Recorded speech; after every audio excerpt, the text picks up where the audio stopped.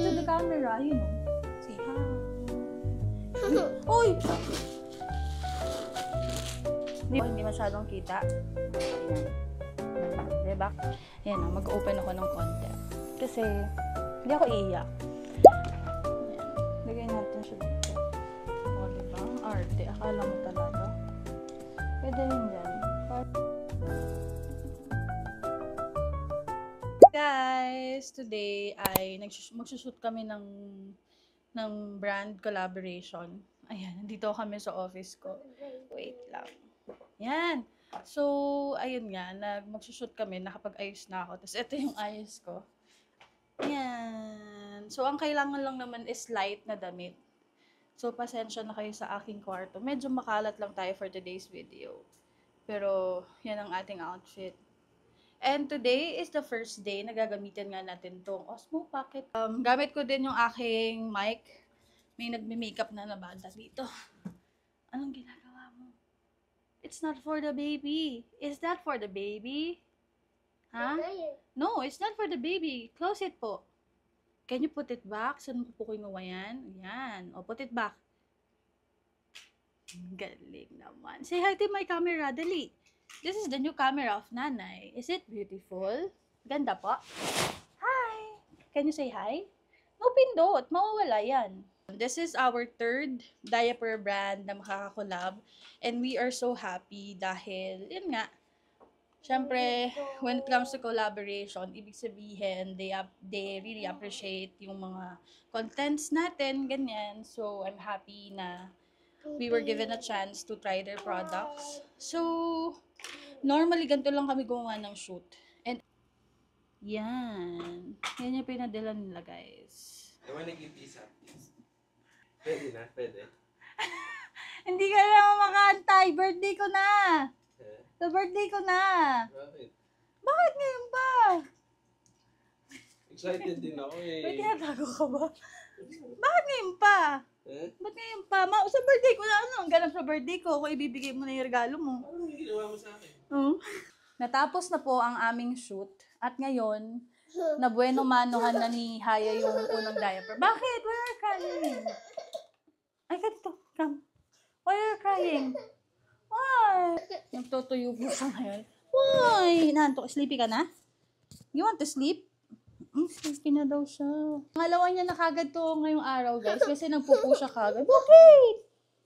Ouchie? May ouchie ba sa'yo? Or are you sleepy na? Do you feel sleepy? Sleep na ikaw? Ano po? Tingnan mo yung eyes mo. Say hi to the camera, you know. Say hi. Uy! Bakit? Stand. 2,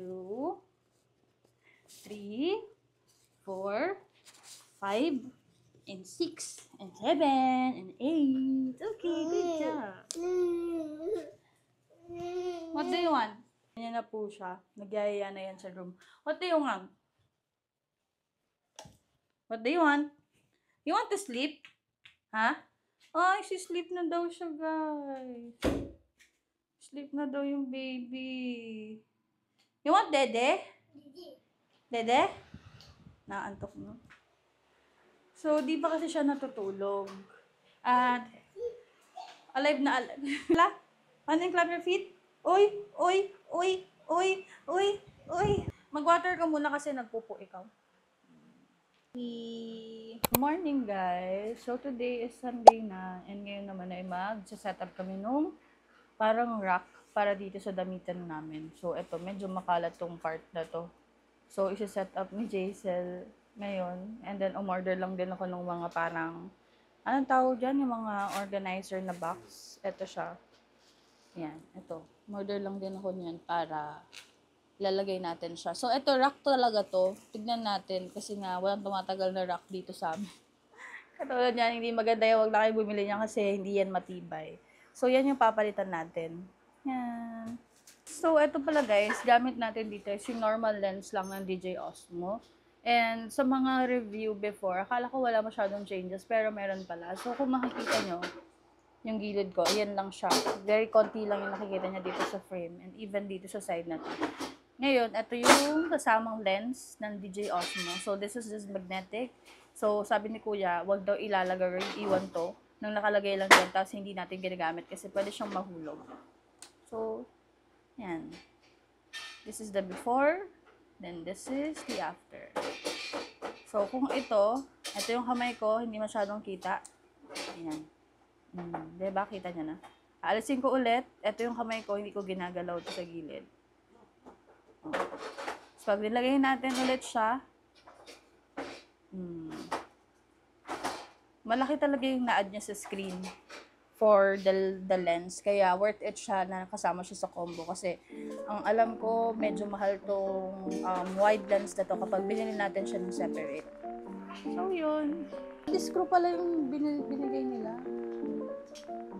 Pag kasi this screw mo rin siya i-adjust. So, medyo taasan mo yung pagitan na lang tayo. Lakihan mo yung pagitan ng bawat space para magamit natin ng todo-todo. Nahawa ka kay tita. Ito na lang binili ko, may bakal. Yung binili ko guys sa Orange App, meron siyang bakal para hindi siya madaling masira. Ayan siya, kung makikita niyo yung bakal. May bakal na yung bawat side niya. Tapos, itong gilid na to, yan, para kung gusto nyo tiklopin, aalisin nyo lang yung bakal sa gilid. Pero kung gusto nyo siyang nakatayo pa rin, yan, ilalagay nyo lang siya sa side, and then, mag-stick na siya, para hindi siya lumulundo. Hi guys! So, hindi ko na kayo na-update kanina kasi natulog ako after namin mag-ayos ng kwarto. Medyo napagod ako. I don't know, lately sobrang pagod na ako. Antok na antok talaga ako kasi nga, laging kulang yung tulog ko. So now, ang oras natin ngayon is 12:57 AM and I'm currently working na. And ayun, update ko lang kayo sa natapos namin na inaayos namin kanina ni Jaisel. So, mas okay na yung kwarto ko. Yun naman ang goal natin na mas unti-unting ayusin yung room natin. Especially, this is my working space plus merong closet na rin. So, eto yung naging itsura niya. So, ayan.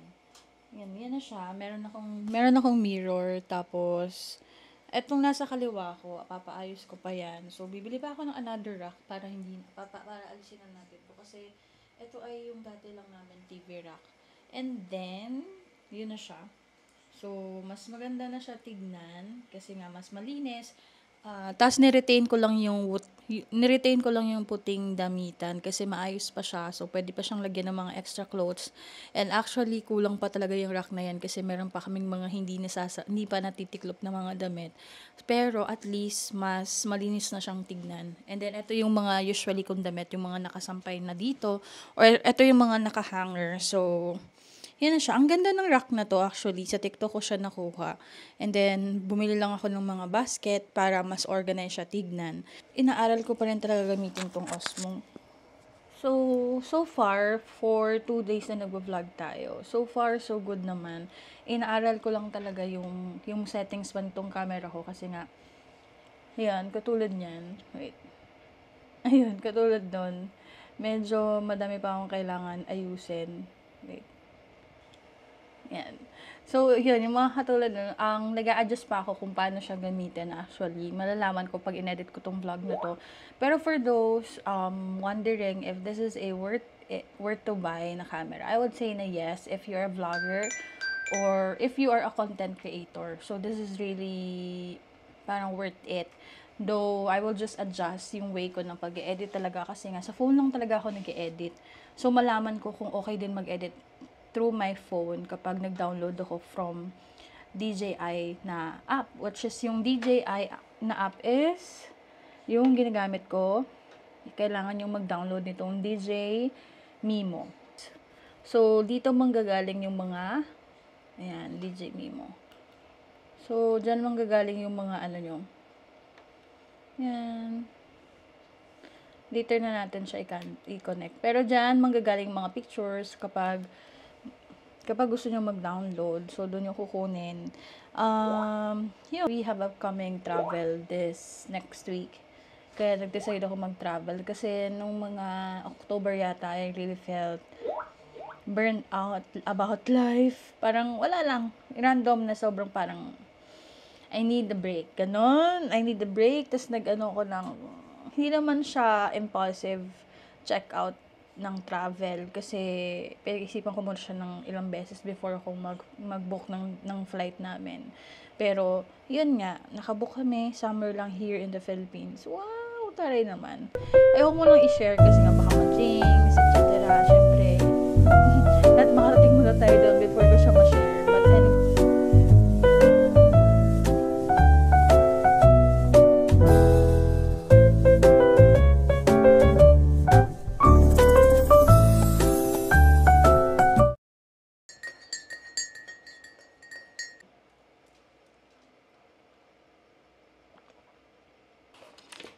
medyo hassle lang kapag may mga pouch pa. So, I've been thinking na ito na lang lalagay ko sa bag ko. Pero, bibili ako nung nung parang package or parang, ang tawag doon, magandang case ng Osmo para secured lang siya kahit sa bag ko. Kasi medyo hassle kung lalagay ko palagi siya sa pouch ko, tas nasa bag. So, magiging bulky na siya.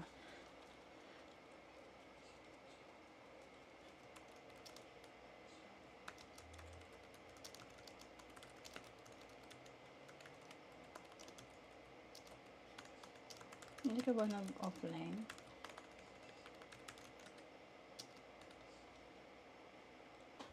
Guys, time check. Ang oras natin ngayon is 2:55 AM na po ng gabi, madaling araw. Kakatapos ko lang mag-coaching ng agent ko. And ang coaching session talaga namin normally can take 30 minutes to 1 hour. So, 1 hour coaching kami kasi medyo madami kaming pinag-usapan about performances. So, kaya medyo matagal. So, isipin nyo parang for 1 hour, nagsasalita lang talaga kami.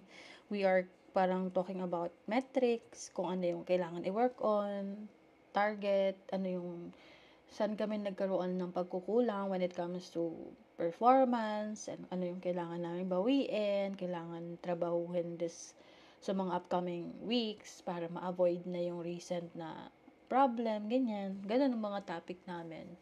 Talagang catch up about work, sa personal, parang mental health ni agent, sa work, ganyan. Yun lang. Pahinga lang ako kasi I'm targeting na mag-coaching pa ng isang agent if kaya pa. So, ngayon, pag gantong oras, talaga sobrang daming work. Depende. So, ngayon naman is magpa-process ako ng mga request ng mga agents. Tapos, kaya kailangan din, pag gantong sked, kailangan na idlip ako ng hapon, kahit 1 hour lang, malaking bagay yun, para hindi ako antukin. Hindi naman talaga antukin, malakas ako magpuyat, pero lately, nahanap ng katawan ko yung tulog, kaya din, inaantok ako pag di ako natutulog sa hapon. Binili kong bag para nga sa upcoming nating trip. Ito yung binili ko na tote bag. Ang dami dito bumibili. So, ito na rin yung binili ko. In fairness naman, maganda siya. Very siya, pang beach. Tapos, meron din akong biniling ipit para lang maging aesthetic siya. So, welcome to my online shopping world. Yan. Ito. Alam niyo ba yung kuryente namin dito? Umaabot na kami ng mga 5 plus. Kasi hindi na maiwasan kapag may baby na. Hindi na maiwasan na walang aircon mga tea. Dahil ang init. Saka si Haya, pawisin siya. So, walang choice. Tapos sa work ko naman, tulad din tong pawis na, kakapatay ko lang ng aircon. Kasi nga, ang hirap naman sa akin, sobrang lamigin ako. Pag malamig na, ayoko na ng aircon. Pero kapag mainit na, kailangan ko ng aircon. So, 'di ba? Patay bukas ako, so ang gastos. So, ito nga yung in-order natin. Lalagay ko lang siya dito. So, ito in-order ko to sa Orange App. Yan. Lagay natin siya dito. O, 'di ba? Ang arte. Akala mo talaga. Pwede rin dyan. Para lang cutesy lang siya. Hindi nyo siya ma-appreciate kasi hindi naman ako nakapang beach na outfit. Pero, yan yung purpose niyan. Or kaya dito lang siya. Yan. Para lang din may pag-arte yung bag natin. Tada! Yan. Kumilos-kilos lang ng konti kasi nga, ang gulo ng gamit ko. So, ang dami ko pang aayusin dito. Somehow, itong side na to, medyo okay na siya, 'di ba? Ang linis na. Ito namang side na to, yan yung kailangan natin. Hi, mama. That's my mama. I miss you, ma. Ayan, mag-iiyak na naman tayo, no? Hindi tayo iiyak. Kaya, alam niyo ba, guys, pinush ko na umalis this coming birthday. Kasi, yan na, mag-open ako ng konti. Kasi, hindi ako iiyak. I felt empty recently talaga. Simula lang nawala yung mama ko. Ang hirap. Parang this is the first year na magsa-celebrate ako ng birthday ko, wala yung mama ko. Mahirap i-process. Naiyak tuloy ako. Diba? Umiyak sa vlog. Hindi, ang hirap i-process yung reality na magsa-celebrate ako ng birthday, wala na yung taong nag-gave birth sa akin. Diba? Sobrang nakakalungkot siyang isipin na somehow, kung kahit anong, saan ko siya hagilapin, alam ko hindi ko na siya makikita. Sobrang lungkot. Parang, I know, broken kaming lahat.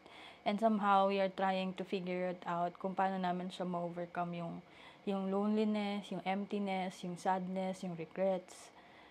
Hindi namin alam saan siya hahanapin, and we're trying to escape from it, or we're trying to, hindi ko alam yung tamang term eh. Hindi rin yung, we're trying to know how to use with it, yung ganong feeling. Kasi yung pain kasi hindi siya nawawala eh. Masasanay ka lang na nandyan na siya talaga sa'yo with you. Or nasanay ka lang na nandyan na siya lagi. So yun, eventually, nag-scroll lang ako. Sabi ko, I need to do something different this time around. Kasi last year, nandito siya pero nasa Baguio kami nun. So, parang bigla ang Baguio yon, one day lang. Hindi pala one day, parang 2 days trip. Pero, nagkasakit si Haya nun, na-confine siya. So, nag-birthday ako na naka-confine kami. At ang malala dun is alam niyo yun, yung pang-COVID cases. Nandun kami sa room na yun, bawal dalawin, bawal ma-expose sa kahit kanino. Kasi nga, si Haya, yung antigen niya inaantay that time kung positive ba siya nun sa COVID. Sobrang lala talaga. Buti nga na kaya ng mental health ko yun. Baka yun na din yung isang reason bakit sobrang taas ng anxiety ko. Ang dami kong mga nararamdaman sa katawan. So, sobrang stress ko talaga last year. Dahil I'm still recovering that time pa sa panganganak din. Yun, sobrang lungkot. That was the saddest year or birthday ko na nag-celebrate ako kasama si Haya. Tapos nag-struggle pa kami nun, gawa ni Haya. Baby pa siya noon, 6 months lang. Ilang beses na siya natusukan, nahirapan na siya. So yun, sabi ko, gusto ko naman masaya yung birthday ko this year. Kasi I'm so devastated last year sa birthday ko. And sabi ko, this time, ayoko nang maging malungkot pa. Parang, a part of me will be sad pa din kasi wala na si mama ko. Pero sabi ko, kailangan kong gumawa ng something na different para ma-feel kong I'm still alive and to be more grateful for everything I have right now. Sobrang grateful ko. Nandito ako, nagsasalita ako. Nabili ko yung Osmo Pocket na gusto ko. Diba? Somehow, sobrang blessed pa din natin sa maraming paraan. Kahit na ang dami pa natin gustong mangyari sa buhay natin. We're still healthy, wala tayong sakit, wala tayong sa ospital, di tayo naka-confine. Ayan, nandito ako nakipag-usap sa inyo. Yan lang naman. Siguro dito ko natatapusin tong vlog na to, guys, kasi anong oras na? Kakatapos ko lang ulit mag-process ng mga requests. 3:25 na. So, magbe-break na din naman ako. So, yan. Medyo naging kalmado naman ng mga agents ko. Wala pang tanong so far. Ayun. Yun lang naman, guys. Ang mako-comment ko. Thank you, guys, for watching this vlog. This special vlog. Kasi naka-Osmo Pocket na nga tayo, diba? Abangan ko, titignan ko yung magiging struggle ko sa pag-e-edit at transfer ng mga videos ko sa phone. Kasi sa phone pa rin ako mag-e-edit. I'll try na mag-edit sa laptop, pero titignan ko talaga. Pero, yun nga. Thank you guys for watching this vlog. If meron kayong questions sa Osmo Pocket, just let me know. For the one last time, try natin palang magsalita without this mic. Kasi gusto ko lang to. Feel na feel ko kasi yung quality ng mic nila. Ang ganda. Patayin ko siya, tapos let's try to communicate or try ko magsalita without this mic. Yan. So, eto na yung boses natin without the wireless microphone. So, yan, wala na siyang ilaw. Balik ko lang yan dito. Yan. I think yun lang naman guys. Kung meron kayong questions about my Osmo Pocket, just comment down below. Na-miss kong mag-vlog. Dahil meron na tayong Osmo Pocket, wala na akong ibang reason para hindi mag-daily vlog or mag-weekly vlog sa YouTube ko at sa lahat ng platform na meron ako. Susubukan ko talaga, sa dami kong ginagawa sa buhay ko talaga, ang hirap talagang pagsama-samahin. Pero, tatry ko talagang mag-vlog kasi gusto kong magkaroon ng moments na gusto kong balikan. Katulad ng ginagawa ko dati na meron akong mga memories na nakikip. Ngayon kasi talagang story-story na lang, tapos konting TikTok lang, ganun lang. This time around, bubuhayin ulit natin ang YouTube ko and yung mas longer vlog. Para na rin meron tayong mga documentation sa buhay natin lately. Yun naman talaga ang goal.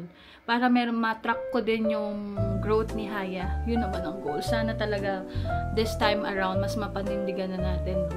So, yun lang guys. Thank you so much for watching this vlog. Kung nakaabot ka pa sa end ng video na to. I love you and thank you for watching with me.